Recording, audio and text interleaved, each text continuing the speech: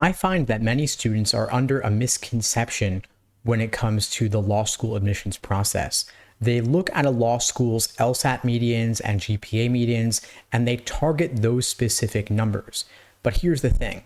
Law schools are always looking to raise their LSAT medians and their GPA medians because these are reported to the American Bar Association, which in turn go to US News for inclusion in the ever important law school rankings. What this means is that aiming for or achieving a law school's LSAT or GPA medians is not enough. In reality, you want to aim to score above their medians in order to maximize your likelihood of getting into a given law school.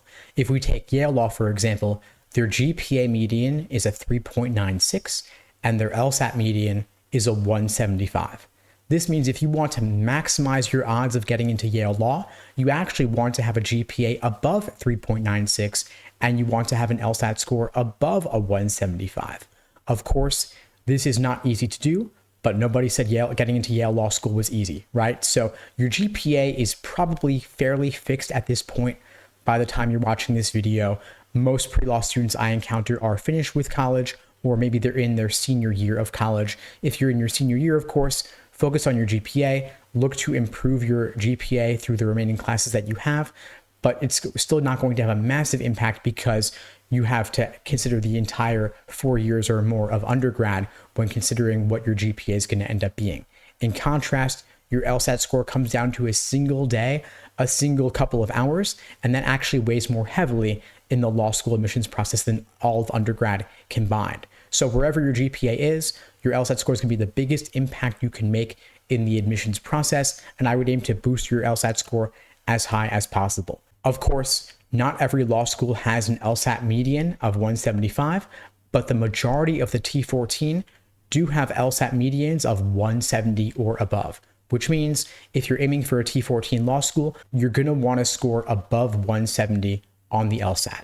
Now, when it comes down to scoring 170 or above on the LSAT, typically those students are getting perfect or on logic games, maybe -1, and they're losing 2 to 3 points on each of the other sections, being, of course, logical reasoning and reading comprehension. Now, LSAC is removing logic games from the LSAT after the June 2024 LSAT and replacing it with a second scored logical reasoning section. So this does create some urgency when it comes to taking the LSAT and applying to law school. I would recommend, if at all possible, aiming to be done with the LSAT before they remove the game section. At the time of recording, you have the January LSAT, the February LSAT, April, and June as the 4 remaining opportunities to take the LSAT with the logic games section, which is, in my experience, the most learnable and even the most perfectible section of the exam. However, of course, if you've tried studying games and you simply cannot make headway on them, then of course, different story. In that case, you may want to focus on logical reasoning and reading comprehension and take the LSAT in August instead. Even if you take this approach, the August LSAT, of course, is perfectly fine for applying to law school next cycle. You'd still be able to apply at the very beginning of the cycle when applications open. And law schools will not care whether you take the LSAT with the games or without the games, just as they don't care whether you took the flex format or the regular, or whether you take it on paper with accommodations or on the computer, whether from home or in person at a prometric testing center. It's all the same to them. They just want the highest LSAT score possible out of 180, and ideally they're looking for LSAT scores above their current medians because they're always looking to increase those medians, and those medians have increased quite a bit in recent years ever since the pandemic, when LSAC messed up the curve on the LSAT flex, leading too many students to get high scores, and there are some of those folks still in the applicant pool helping to boost LSAT medians. Bad news for you, but of course you still have the chance to take the LSAT with the game section, and I do expect that it'll be tougher to get a top score once they remove that section after the June 2024 LSAT.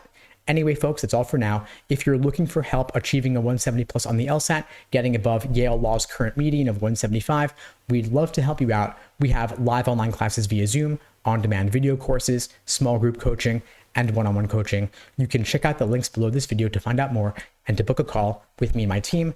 We'd love to help you out. And if you haven't already, get a copy of my book, Mastering the LSAT, available at lsatmasterybook.com. I've distilled a lot of my best general advice for LSAT prep, including sample study plans within that book. Get your copy now. Again, lsatmasterybook.com. In the meantime, folks, I wish you all the best and take care.